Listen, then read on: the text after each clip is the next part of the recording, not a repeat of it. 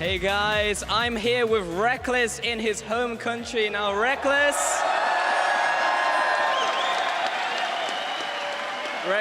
what is it like being here in your home country, this amazing venue, this amazing crowd? I mean, it feels great to be in Sweden again. I've been living offshore for about 3 years now, and every time I've come home to Sweden, it felt really natural for me. Just having people around me talking Swedish is already a really cool thing because naturally I speak English now. So just being able to interact with fans in Swedish is really cool for me. Yeah, it's definitely been an amazing experience so far in this venue. Now, talking about the game today, we just saw H2K take that first game, an incredible first game against Unicorns. How do you think this rest of the series is going to pan out? I mean, originally coming into this series, I was pretty sure H2K would take it. But then again, Unicorns always have these pockets picked that can bring out and potentially take a game or two of H2K and then bring it to a 2-2 situation. So maybe it will be closer than I expect, but I still feel like H2K is the stronger team in the end. Yeah, that definitely seems to be the general consensus. Now, looking forward to tomorrow as well. I spoke to you back in Berlin about it, but now how do you feel that the match tomorrow is going to go?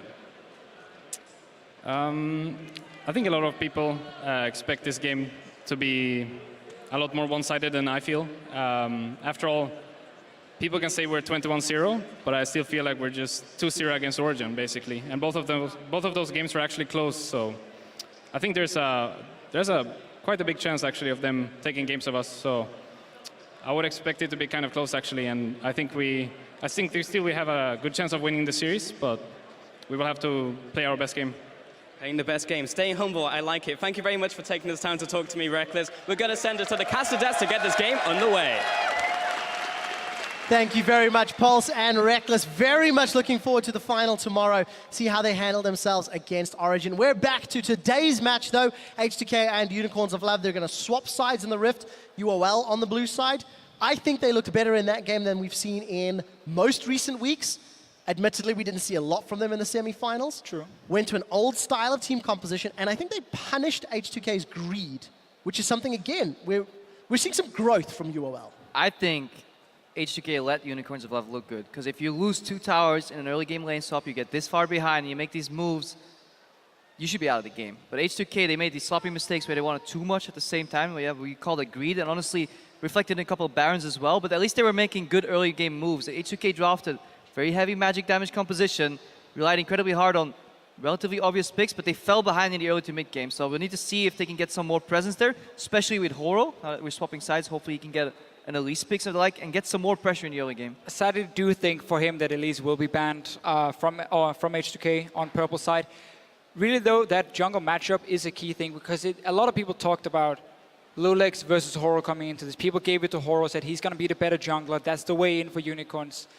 The thing is about these jungle matchups, as long as Elise is taken away, you can almost neutralize it. And you can do what Lulex did in this game here. Play the vision game instead. Get an early side stone on Elise and just try and ward up for your lanes and wait for the easy dives. Don't try and out-jungle Horo. Just keep playing with your team. And that's what Lulex is looking to do, and he should just remain for it. I think also that's why H2K will keep Lulex in the game and not have Betongyokka coming in, who's more of an aggressive early game jungler, who might be able to match Horo a little bit better. So no big changes in the bans thus far. Kalista again taken away by Unicorns of Love. The last time Vardex played at the analyst desk told us was in week 4.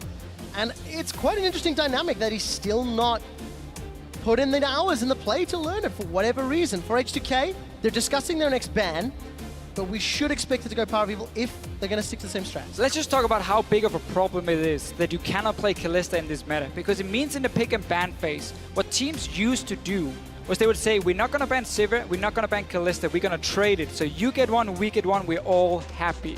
Unicorns cannot do that, so H2K can ban Sivir right now, which they should in my opinion, to make sure Vardex does not get it. And Unicorns couldn't try and force a Sivir to be open so Vardex could pick it up because he does not play that Kalista. Elise or Sivir, what will it be if those are the highest priorities? Kissing going to be making the final decision, and it will be Sivir. So Elise first pick, though, off the table, and that means Horo could get his hands on the shape-shifting Elise. Then again, considering the fact that Lulex has not shown Elise, yep, Unicorns might say, let's wait.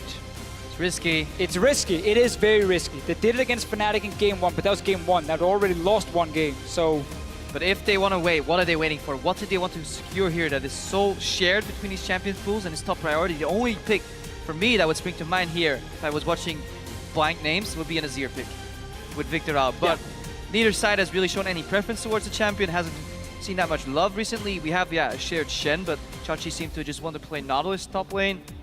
So There doesn't seem to be any pick that Unicorns really need here as a takeaway from H2K, because if they take Corki, Yanin can just Tristana again. Tristana, Thresh, that dual lane beats the Corki Morgana lane.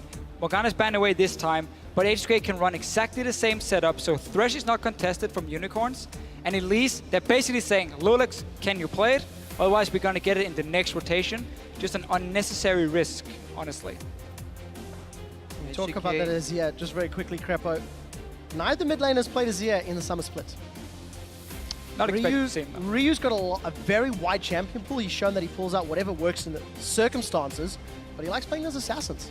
I want to see now that the Morgana's been denied of Hylissang if he's going to go for the Thresh, to get baited into, because if he picks it up, H2K likely have an answer ready. Or if he plays that Braum again, I really like Braum as a champion. I really like Hylissang on Braum, and I think it could augment and just help Unicorns of get to the early game safely, because it's like a mini Dark Binding. You connect it and you have some zone, you have some slow coming out. H2K do take the Thresh and Elise. That is a really strong gank combination. You can Lantern in Elise for Repel, you can set up hooks into Cocoon, Cocoon into hooks, Flay, so many possibilities. But it will require synergy between Kasing and Lulex, and that is one thing that we have always criticized H2K for.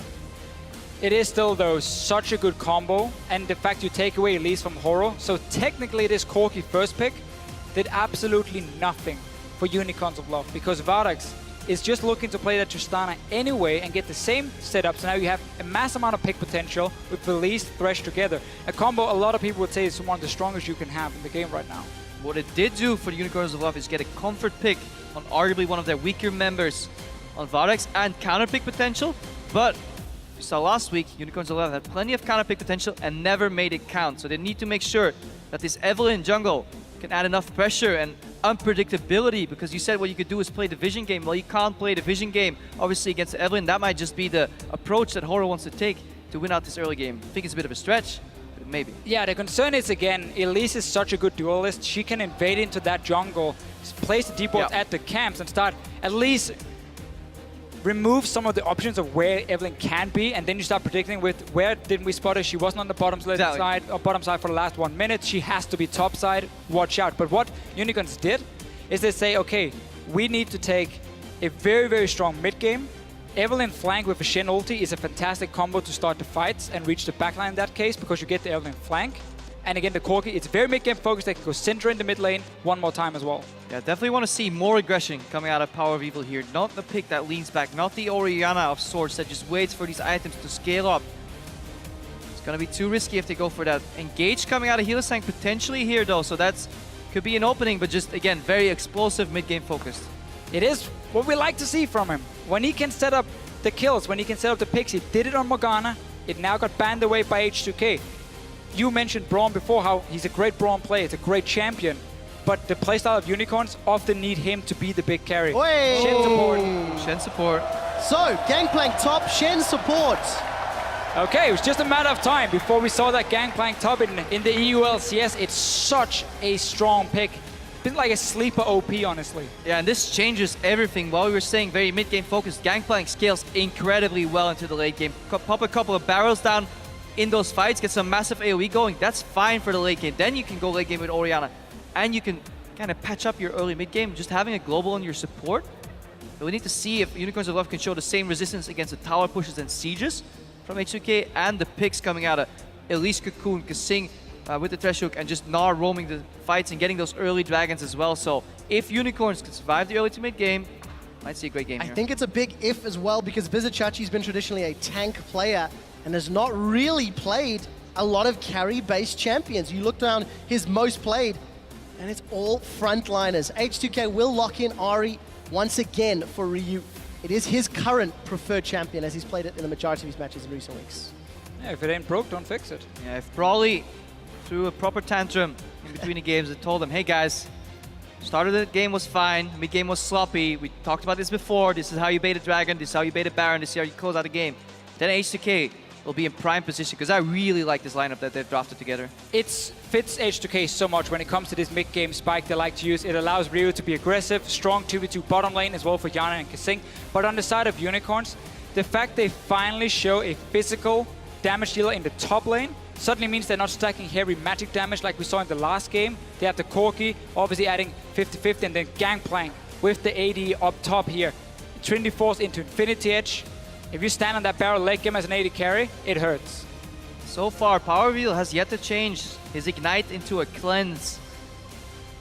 He seems to have it locked in, so he's playing Ignite into Charm and Cocoon. Just changed it very Just second. at the end? Yeah. God damn you, Power Wheel. Just in the very end. The one thing I would like to mention about the wave clear on the sides of UOL, as well as the global pressure from that Shen support and obviously the teleport Gangplank plus the Cannon Barrage, there's going to be some tools for UOL to counterplay some of the early map play that H2K used to get an advantage earlier in the series. This is basically making it a lot easier for Hylissang to roam. Again, you got the 1v2 AD carry in the Corki, you have the Shen, global, use that on this Gangplank, he can one-on-one almost anyone. And we'll find out if Vizichachi can make Gangplank work. We will be seeing the rework GP in Stockholm in Game 2 of the best of 5. And I'm really happy for PoE that he did spot that Ignite versus Cleanse debate, because playing mid lane, Charm Flash to Cocoon is just straight up death. And then it starts snowballing. You really don't want to give a kill to Ryu in this lane, because PoE will be playing passive, aggressive summoner down. Aryu will likely want to push him in, especially, as we mentioned before, Elise thrives as an aggressive jungler. What do you need to do against Evelynn? Invade her jungle and play reverse jungler bingo. If you don't see her on 3 camps, that means she's likely on the remaining 2 or ganking a lane. That's how you take that approach. You spot the Evelynn, and then you out-jungle her. And it's going to be a bit difficult for Horo really to find a lane to gank. Orianna here in the mid lane is a bit tough, at least pre-level 6, to set up the gank. And then against triple dash from Ryu, Gangplank over in the top lane wants to scale up a little bit. And the bottom lane as well. Thresh, Tristana is such a safe lane in many ways. Lantern and the jump. So it's going to be difficult for Horo in the start to find the lane. So you just got to worry about where is Lulex and how do I stop him from ganking. In 2 games in a row, H2K have grouped up and then split up a little after scaring Unicorns away. H2K going to get the deep vision. Unicorns may be able to get to that Gromp in time, but second game in a row, the early vision dance is going in favor of H2K. You know, what I really like on Evelynn is not so much ganking, but counter-ganking, because that forces you, if your team knows that you're there, but the enemy doesn't, you can dodge these skill shots that they're going to throw out of you aggressively. Sidestep, turn the tides, turn the tables on them. You'll need good vision control. You have Chachi going for the traditional early double jungle. Top laner and jungle share, top laner tanks, then goes to base, gets health, teleports to the lane.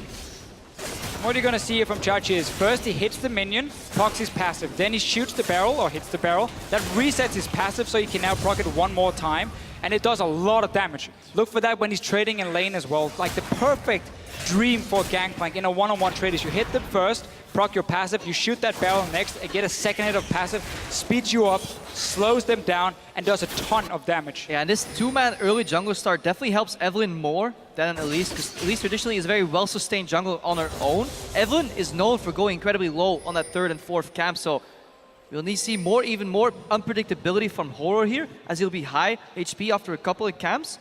We'll see something different from This is risky. here. This Good is adaptation. super risky. You know it's a lane swap, so there's going to be 4 members from HK on the top side, and you go for that blue buff. You can't do that. The flash hook connects! Kasing gets a double flay! Lulex is sinking the fangs in, he's in spider form, flashes forward, the spiderlings get first blood on Jungle Elise! But what are you thinking here? You got 2 members on the bottom side, and you start there on the strong side, and you say, instead of invading in on the enemy blue buff, and here's why we can go back to level 1 and the warding.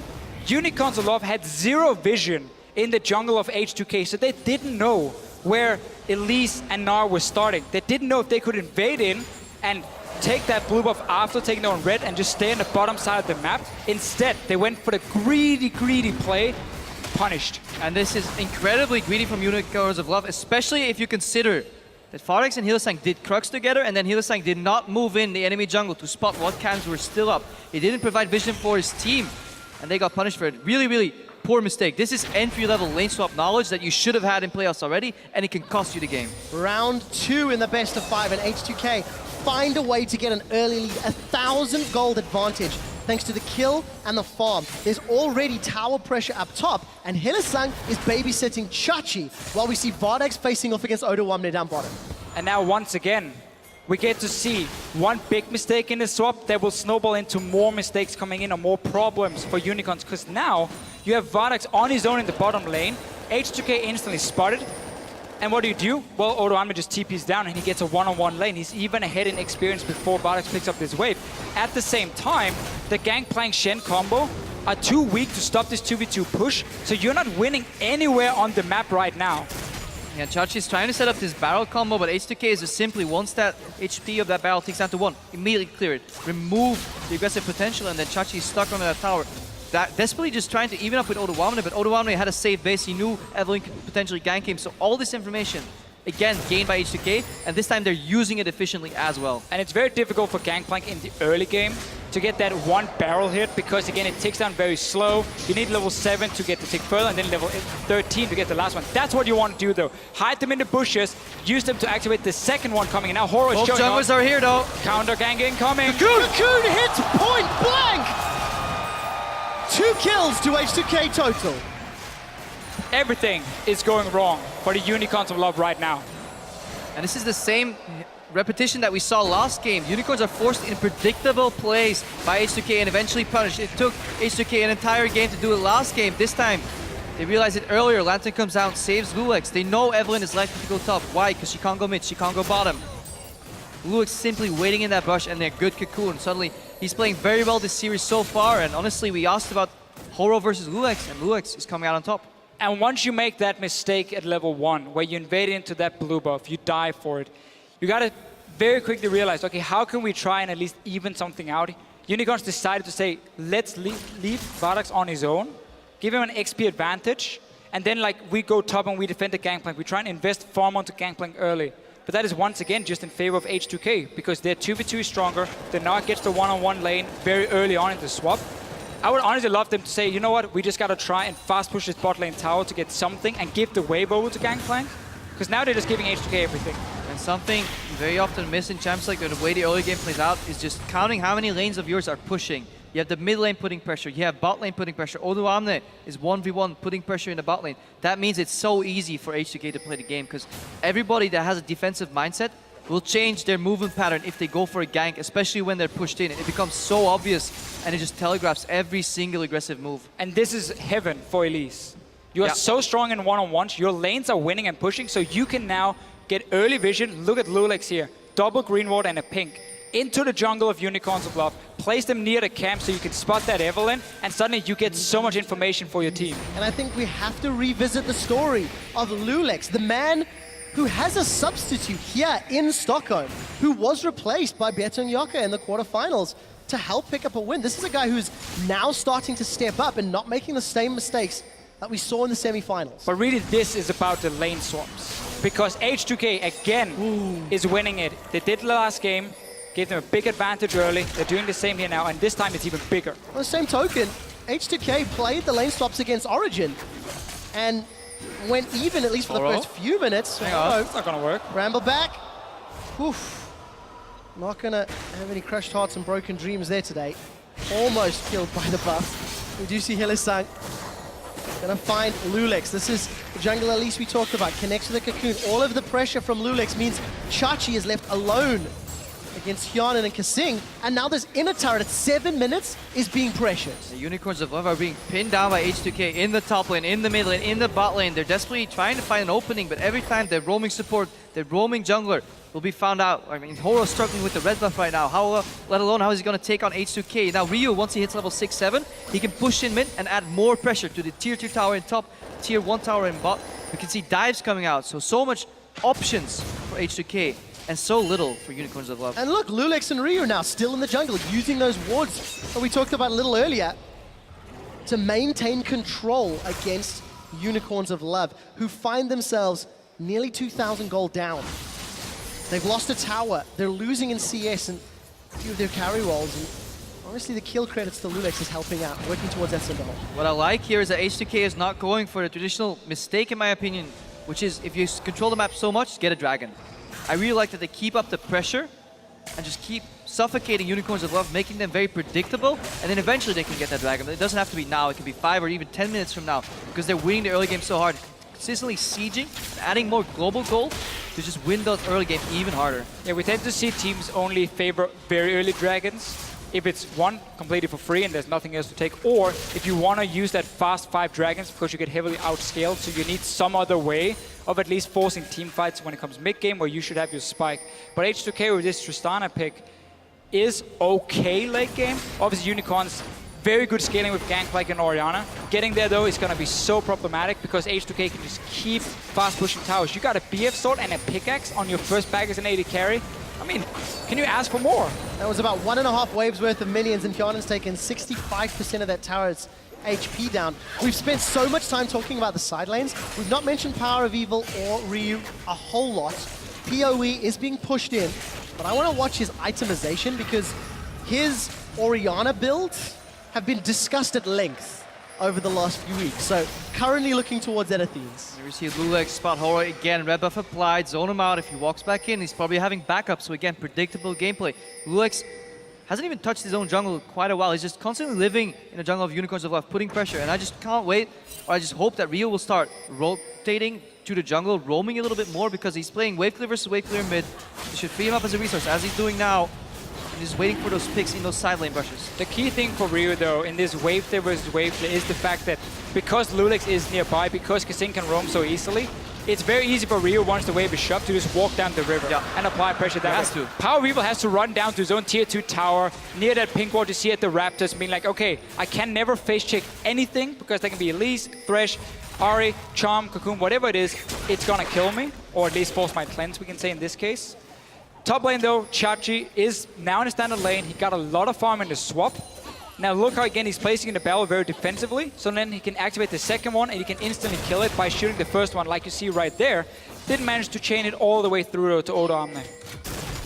Barely made that one. You're waiting for that one. Yeah, it's out. We can continue to cast. Pun is made. Quick shot, go. Visit Chachi working towards that Trinity Force. Got even CS with Odo Amne, who is also building a little bit of damage. Going to go towards that Black Cleaver. Pretty much the standard top lane Gnar build, but look at this pressure on all 3 lanes. Down at the bottom, Hyun and Kassin pushing in, Ryu shoving in middle. I mean, this could be another 2 quick towers, if not contested. Yeah, Ryu clears that minion wave in the mid lane before his first melee creep has even taken damage. That's how much pressure he had put on Power of Evil. Because he had to base, obviously now that he has the Athenes, he can start clearing his waves, but it's too late. Doesn't matter. Tower's gone. Frees up Rio even more. This mid lane goes longer. That's in favor of Assassins. They like these long lanes. Push in, disappear, reappear, make picks. Yeah, but it was all of those things that made H2K greedy in game 1, Crepo.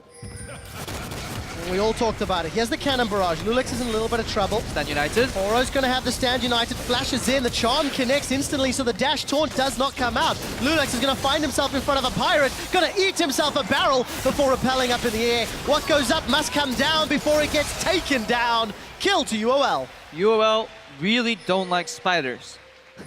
Commit 4, even 5 people to that play. Novarix is still on the bottom, but they trade. Yeah, 1 kill on the jungler for what was due a very long time. But they're desperately trying to claw their way back into this game, but they're sacrificing leads on both sides of the map. You know, the only thing they have left to make a play right now is Visit Chachi teleport. But this is the same problem as in game 1. You lose the lane swap. You fall behind early, and you now got to rely on picking off H2K if they ever overextend on the map. And even when you do, there's most likely another objective H2K can take. Meanwhile, they got the bot lane tower now because obviously Vardex was left on his own. Shen was TPing away. And Shen as a support, being at both top lane and... Shen as a champion, being at both top lane and support, is the way we're going to say it, needs to get ahead in the early game to use his global pressure properly. If he leaves a lane, and that means his tower goes down, well, it's never effective. And you have now Hylissang in that problem where, I mean, where's he going to go? Yeah, this objective trading overall has been H2K's bread and butter when they are doing well. Think of the first 9 weeks, or the first 4 and 5 weeks of this split, when they had this consistent lead in the 10 to 20 minute mark, and they just kept out-rotating and outplaying their opponents on the map. Right now we've seen 3 kills come down in this game, but that's not the reason why H2K are ahead right now. They're just systematically out-vision controlled, out-rotated, and especially taking turrets down to gain their massive gold lead right now. We're looking at 3,000 at the 13-minute mark. And we got to follow a little bit Chachi, how well he's farming. Obviously, he needs to get these, is it silver coins, I believe they're called? Silver serpents. Where he can upgrade his ulti from it. Fired Will is normally the best one, in my opinion. Get the 6 extra hits when you fire it down. And then you use that Evelyn flank with an ulti from a gangplank. That's your way of reaching the backline of H2K. The concern is, they're not looking necessarily to run away. They're looking to land one skill shot on you and just one-shot whichever target they reach. Well, Chachi can eat an orange, it'll be okay. For H2K though, they've set their sights on the inner turret. Got 4 members around and an O2 teleport available if needed. Look at the ring of wards behind Unicorns of Love. H2K have set up the siege. Now at this point in the game, Corki still has a decent amount of wave clear, and this is where you're still not that strong on your champion. Stun Flash goes wide because Kasing walks forward. Doesn't connect. We do see the barrage coming down. Death Sentence connected. Yana's got 1. We are going to see Lulex go up, but he will get killed in flight, trading 1 for 1. And in these situations where Corki still has so much wave clear, H2K are forced to make those plays. Hang on. Oh, Horror's going to go down. Ryu finds the charm. They're forced to make these plays a little bit too quickly, over eager. Luckily for them, Unicorns at the other side misplayed twice as well. Horror should never die there. Flash taunt, or taunt Flash rather, should connect. He literally hopped over Kasing. Kasing, he stared death in the eyes and he said, "Come and get me." Walk forward into the turret. Was the right play? Quite sure if it was intentional. Ludwig's gone down second time as well. Kind of weird position for him after that dive, was walking through the tower, but he got a few early kills for himself. Not really been able to use... He's gotten the early vision down, so let's give him that. Yep. But we haven't seen him really snowball that lead he got on this Elise, early on at least, from him. Instead though, Unicorns to get a kill, but H2K is back to just taking control of the lanes. Yeah, H2K is so used to taking down these towers that they're actually over-committing to them. They can simply choke out Unicorns of Vision, make picks here, especially like this. Jump aggressively on Vardex, pop that E, potentially get a reset. It's all Sweden in this fight down bottom, but Vardex is going to be able to get away. Taunt, again, not going to connect. It forces the ulti. That was a good taunt. Good taunt. That's definitely worth it for him, Hill is saying. So Unicorns push very far down. We can see a lot of fight for vision in their own jungle of Unicorns of Love here. Horror is going to be so difficult for him to find a flank when there's so much vision on the side of H2K. And now can just take a second dragon and start playing slowly but surely towards them. And Horror getting his red buff amidst 4 wards from H2K is technically a mistake. And that mistake started with overcommitting at a tier 2 tower in the bot lane. It manifests itself later. All H2K have to do is just choke Unicorns out of farm. Say all you're getting is these 3 lanes of farm. We will take your jungle creeps and ours too at the same time. And then we steadily improve our gold lead. And some dragons. The thing about the play they made before, had they just seen the engage come and then instantly back away, they would have forced the teleport. They did manage to force teleport. They did lose a member for it though, or 2 members before, but they have TP advantage.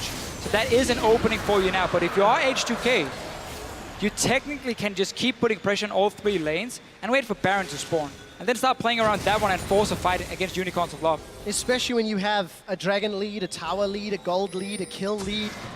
You can debate the scaling. Ruby Crystal lead, 4 of them. Kasing's going to follow through with the death sentence, but he's going to get taunted. Now in a 1-on-2. Hyana jumps forward. Lulex has joined. He throws out the cocoon, throws down the house, and the crunch comes down as Hyana gets the kill. Up top, though, UOL are pushing the tower. But that whole setup was supposed to be H2K walking in with 2 guys in the bottom lane, a jungler, and then a TP from Old Army to just 4-man dive Unicorns and take the tower.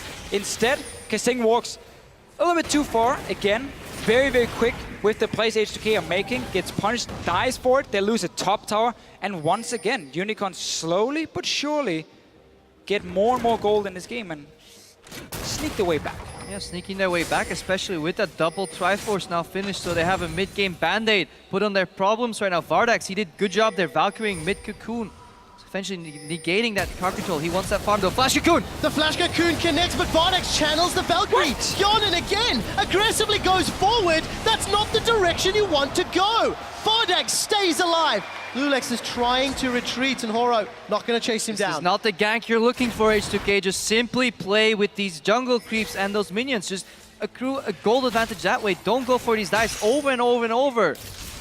Stupidity is doing the same thing over and over again and expecting a different result, and it's just not quite working for H2K. However, they're still in the lead. 2K gold, 2 dragons up, they have plenty of towers. They have the ability to learn from their mistakes here. Yes, you're still in the lead, but this Gangplank has 2 kills now. He's getting free farm up in that top lane. He didn't get shot down that much from the lane swap itself. his damage late game is going to be insane. We know Orianna with the scaling as well coming in from Power Weevil. So instead of H2K cleanly, like we used to see them do really well, snowball the game, they're giving Unicorns way too many chances to get back in the game. I think H2K have been warming up with some different games because they think Greed is good, but Greed is not that great in this game. And it's another game in the series. H2K in the first 10 to 15 minutes clearly outplay Unicorns of Love and then overcommit to plays, whether it be map or individual. Flash Charm and Vardex. I tell you what, Vardex has like rebound Valkyrie to spacebar or something because he's hitting it the moment anybody shows his face. Yeah, and he's definitely playing defensive. He has a utility AD carry champion that allows him to wave clear, and he's drawing ganks. That's all the Unicorns need him to do, because Shockwave comes out from Power Weevil in the mid lane. Horo's gonna take down Lulex. Lulex rides the lantern! Oh! Down! Vizichachi! He gets his third!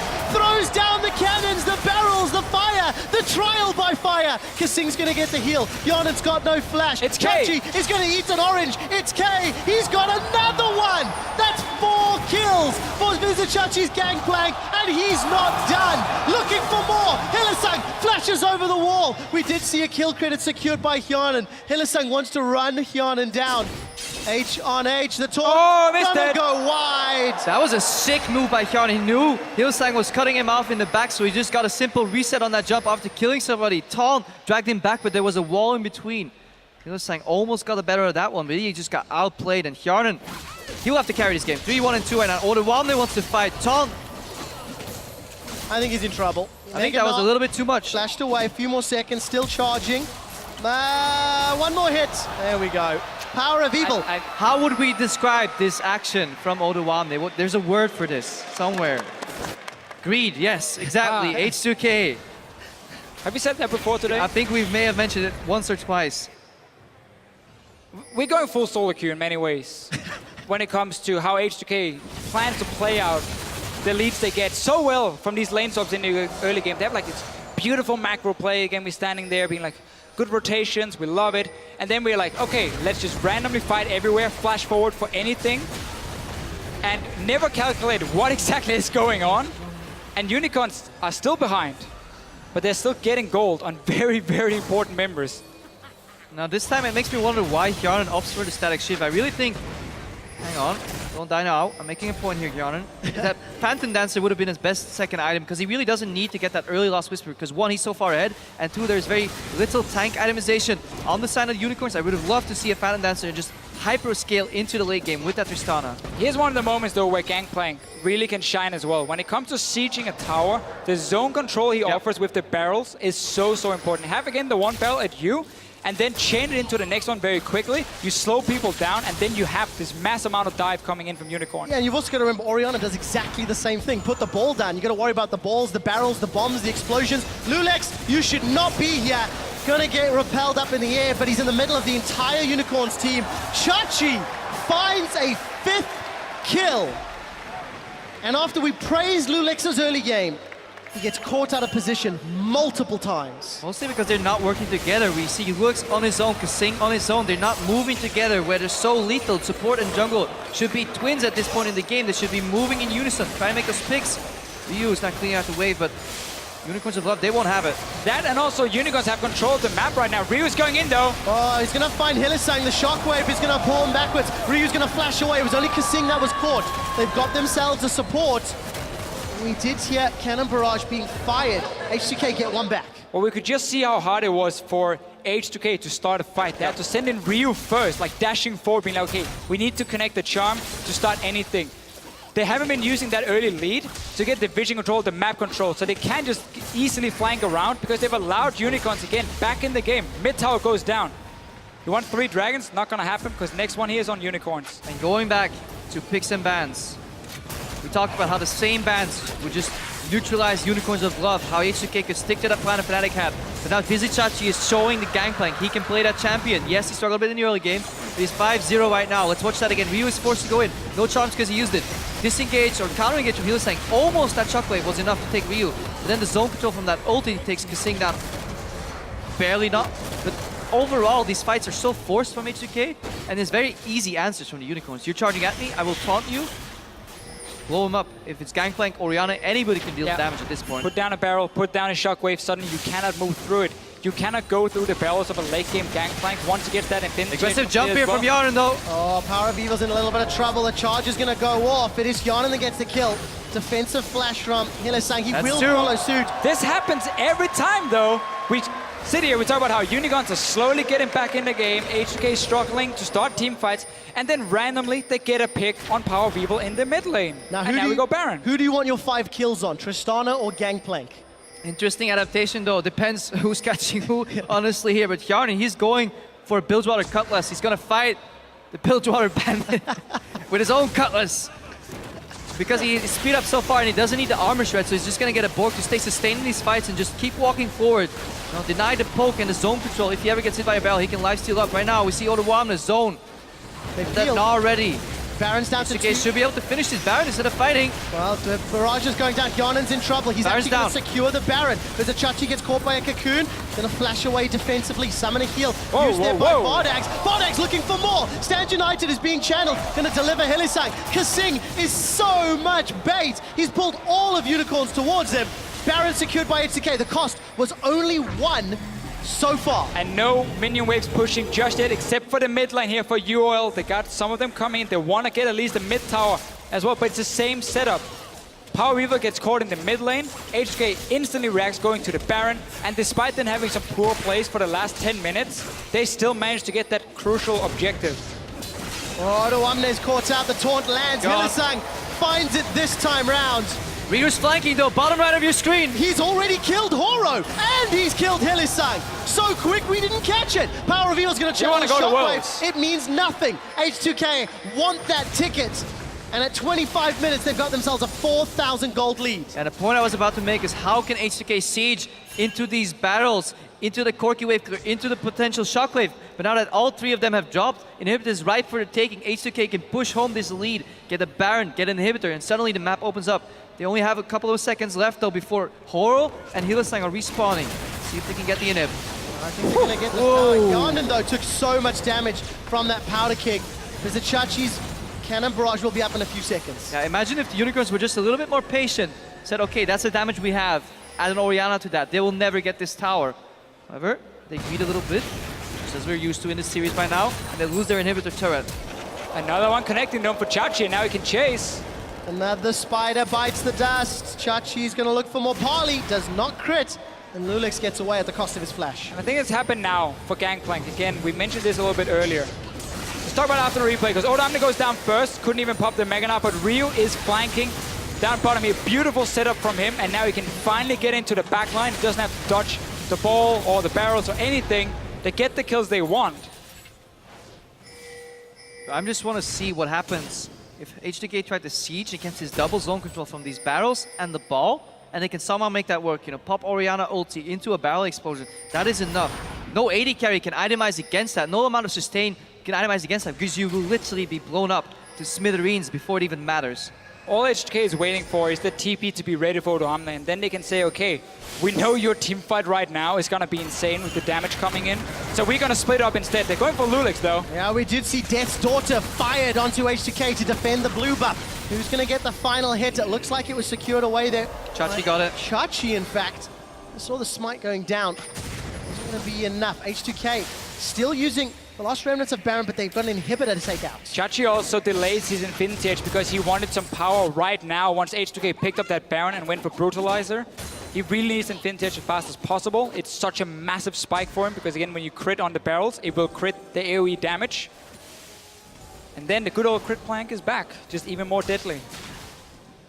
We'll have to find out if it's going to be more successful than the AP Gangplank.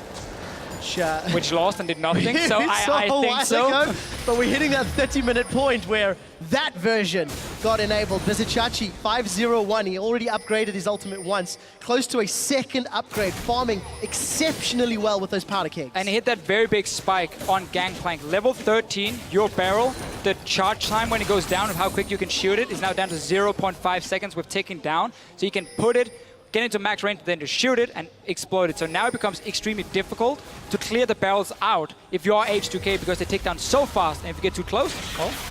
Yeah, if you're H2K, what you want to do is rotate The difficult part about rotating is that very often you enter choke points. Having to get through those, Gangplank ulti can cut off your escape, slow you down enough for people to catch up, especially Orianna speeding herself up, putting out the ball. Hylissang face checking for some vision. He should be fine.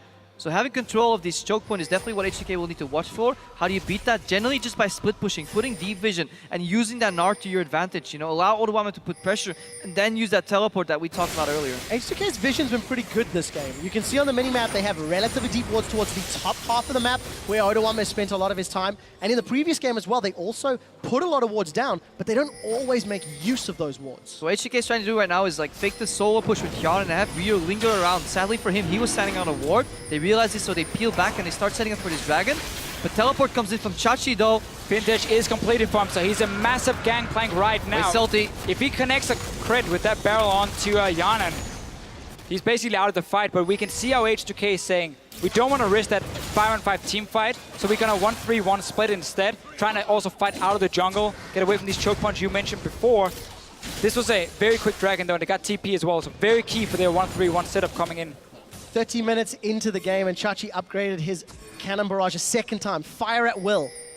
As we've now crested that 30-minute mark. H2K still hold on to the gold lead that honestly they earned 20 to 25 minutes ago. But they cannot break through the wave clear that Orianna and Gangplank are putting forward, even with that Baron that they were able to sneak. Yes, they can clear the waves that H2K push into them. However, they yield and sacrifice the map vision. Baron area is barren of wards. So if the H2K keep up this pressure, they can move back in, either decide to bait it or just simply burn it down. They have a lot of damage. Gnar, Tristana, and Elise can 3-man that barrier very easily. Well, for example, Ahri is just waiting for a pick, you know, with the added lantern to get her out of there without even forcing her ulti. So there's a lot of options for H2K, but there were a lot of options for H2K last game as well. They just didn't always choose the right one. But I really like this move here, because what H2K is doing is because Baron is respawning, because they know they can play around it, they take the top wave and push it in so they can move from mid lane to the top one. That does two things. One, there's obviously a big wave you can use, or it was there a few seconds ago, but it also gives you the control of this top side jungle, which is what you need to play around. Face check into an Ahri, you're gonna die. Two problems for H2K. One, that bottom wave is pushing away from them, so towards their own base. So that is a slow push set up by UOL. Second problem, Vizichachi. Those waves, they tend to disappear pretty quickly, and if they connect the damage like you see on Ryu right there, one mistake in that setup that takes about a minute to complete. One mistake, one poke, ruins it all.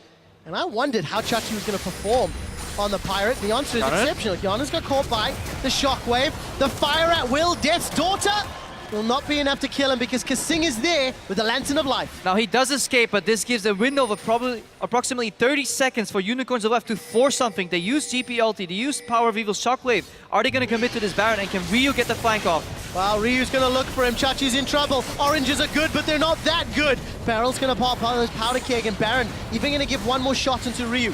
Or may be able to get away, and a lot thrown in, but nobody down yet. Another very good flank though from Ryu. Unicorns knew they had no control of the Baron, so they just had to move in and clear some vision away. Didn't really know where the rest of H2K were, so didn't start it wisely enough. Everyone else though still slowly but surely getting in the game. Power of Evil now, 3 items completed. H2K needs to be careful in these next fights because there's enough damage to one-shot them. Yeah, fool me once or fool me twice, fool me 3 times and a barrel will explode in my face, so definitely want to be careful if you're H2K here. Romney gets chunked, they spot Horo. Well, gonna turn onto him, Death Sentence doesn't connect. Yana did get some damage done, but Ryu, he's been soloed! Chachi has found him! Powder keg goes out and boom! Lulex is slowed. An aggressive Valkyrie from Vardags. He's going to get away from the death sentence, but that's a kill to UOL. Such a good setup again, because Chachi gets to find a one-on-one against Ryu with no ulti. And whenever he gets it, he's going to win it. He's so fed now, 6 kills, late game. H2K, you were greedy, you got punished for it multiple times. Baron has been started though, Lulex is nearby, and this is still risky for Unicorn. Oh, we saw a flash taunt there from Hylissang, and I think he may have hit it. Odoamne is backed away. Baron was stopped, and H2K gave up no kills. Yeah, again, Lulex at the back of the pit, threatening with a smite. It is harder on Elise because you obviously have to repel up and down. Try to Q smite combo, execute. Let's watch this again. Barrel into barrel. If you don't have perfect vision, Vizichachi will pick you off. He flashes over the charm and then decides to kill Ryu. Sidesteps. 500 gold. Coming back, 500 gold. I do like me some gold. Playing the good old bank plank.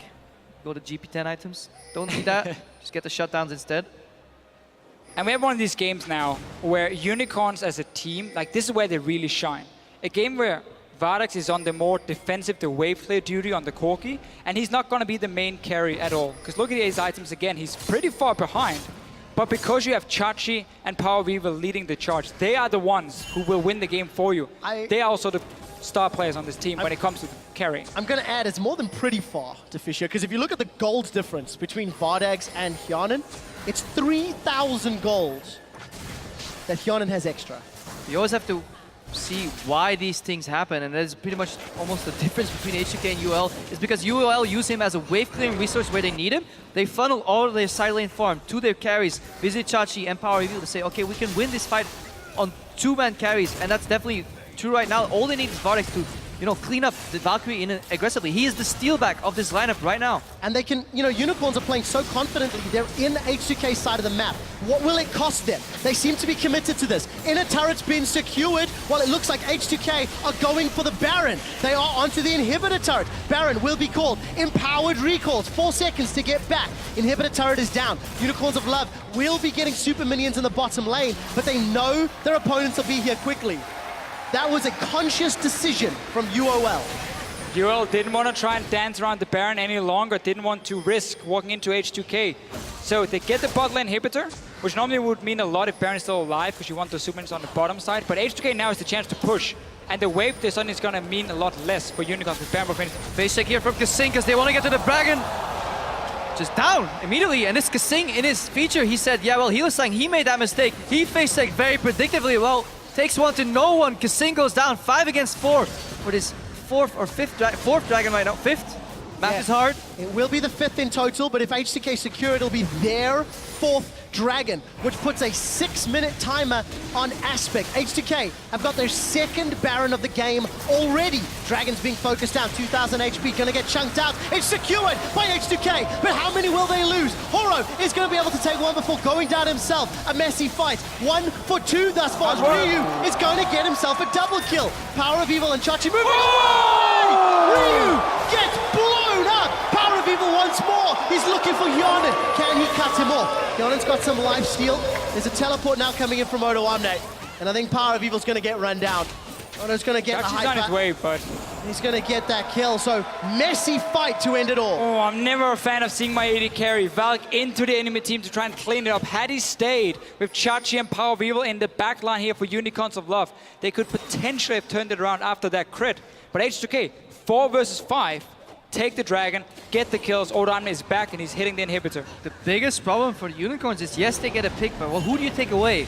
The support, what do you use for that? Shockwave, one of their biggest zoning tools, and this just allows H2K to position and Ryu to go aggressively. What's this again? Barrels miss, so Chachi just uses combo. Lulex secures the dragon with the smite combo, and then Horo just gets exploded. Ryu can comfortably play in this pit aggressively because Oduwamne is zoning in the front. If this was a Shockwave available, this fight would have been over, but this completely changes the way this fight is played, and obviously, yeah, baited. Never worth it. Oh, Never worth it. 35. At best, you go 1 for 1, so it's never worth Valkyrie in as an AD. Especially because we also just talked about how this game is not about the Corki. Sit back, you're wave playing, you're killing turrets. It's your duty as an AD carry in this game here. Do not risk flashing forward here to try and take down Odo Amne. Now, as these teams set up vision, again, I just want to talk about how this all came to be. There was an inhibitor trade for Baron from the Unicorns of Love. Why did they do that? Because it reduces the map from 3 lanes to 2, hopefully for them. You can put these guys together, then you can maybe pick them off like they're picking off Lulex right now. No Raves or Raptors to go to, but Wow. Shen gets blown up. Support Shen's not tanky enough, nor is Jungle Evelyn. Yana's looking for more. Horo's going to go down. I think that was to the red buff. Then we see the reset. Yana's looking for Vardex, and he's going to find him. That's going to be the quadra kill. Is he going to find the Penta? No, Power of Evil's run away. There's a cleanse of the charge! It hits! This might be a Penta! Oh, real good! It's Sweden! Yanin could have gotten the Penta kill! And Ryu secures the ace. H2K in a 5v0 will tank up the Nexus turrets. They will get 1, they will get 2, and they will go 2-0. And look at the player cams, no remorse from Ryu. He doesn't care. I'm here to go to Worlds. Screw your pentakill. H2K 2-0 up. And in a flash, finish that game. So this game, once again, after a fantastic start in the lane swap for H2K, where they outplay the Unicorns of Love, they punish their mistakes.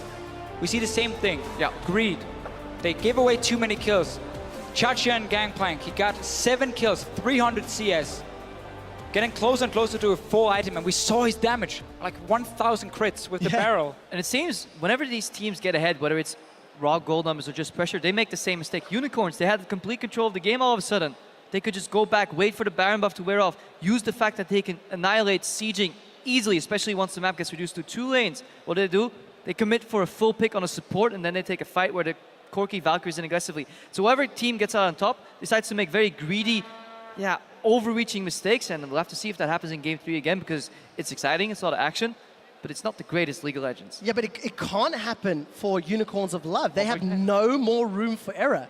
H2K, now we'll see how good they are at closing out not only the game and the series, but that series of picks in the mid lane. The game ended at a completely unexpected time. I felt like we were going to go a lot longer. I felt like it was going to be more Baron plays, etc. And Unicorns just completely punished for once again being out of position. Well, the comps are so explosive, though. Yeah. For these teams, I mean, one crit from the Gangplank, Unicorns win the fight. One great shockwave from Power Weaver, or we see the Shen support go a little bit too far forward. Yeah. Yanin starts hammering people down, and then Ryu denies everything. On that Tristana, I really like the way he's approaching these fights, because he's not afraid to jump in aggressively. He probably is the only person on H2K making these greedy plays that are actually working out. His plays are calculated. Whenever he jumps in aggressively, that's the key. Yeah. He's making them for the right reasons. Everybody else is looking at Yarn and it's like, what you can do, I can do too. And then I feed. I think Ryu's the only one that's also finding angles. Yeah. You know, like Hyunan's doing the sort of direct, straight-on plays, but Ryu, 2 games in a row, has found an opportunity to flank and find a key target on this Ahri. That's really been the thing in the pick and ban phase here, is that Unicorns are not taking anything away from H2K. They first picked Corki in the last game. It was like, well, Yanin is going to run Tristana again. Kasing is going to get Thresh one more time as well. And Lulik showed he can play Elise. So Unicorns now, a lot of stuff to talk about for them. How do we approach the pick and ban phase now? And what is going wrong with these lane swaps? It's so difficult to fix on the fly, because when you're in-game, the shot calling then becomes such a big problem. There is a little bit less pressure, at least in the fact that UOL are now red side, so they will get 2 picks in their first rotation. What are they willing to give up, and what are they willing to secure that maybe could help them? That's something that they're discussing at the moment. Maybe that Corki has to go lower in priority. The problem is, it actually adds more pressure for the Unicorns, because they don't want to hand over Sivir. They don't want to hand over Kalista. They lost to an Elise early game. So they shoot themselves in the foot twice by banning one carry he can't play on Hjarnan, on Vardax. One other carry he wants to play Sivir, but he can't give over to the enemy team. That's 2 bans kind of wasted already, because your AD carry can't flex these positions, and then flex it. It becomes very, very difficult to win a pick and ban phase. Let's find out if Unicorns can dance while shooting themselves in the foot when we return. Keep an eye on H2K. They are 1 game away from a clean sweep and taking the highest championship points between these 2 squads. We'll see if Unicorns can climb back in just a minute. Breathe deep with me. Like, but on 3, okay? 1, 2, 3. Shit's easy now. Is it Chachi? He gets his 3rd! Throws down the cannons, the barrels, the fire, the trial by fire! You can make, get your passive, go get your passive. Go fight. Oh my god, they blew me up. Ryu's coming. Kill. Ryu's flanking. Shen. Go back now. Keep going. Oh, he didn't TP. Good job. Push him. And Yana's looking for more. Horror's going to go down. I think that was to the red buff. then we see the reset. Yana's looking for Vardak, and he's going to find him. That's going to be the quadra kill. H2K 2-0 up. 3-0.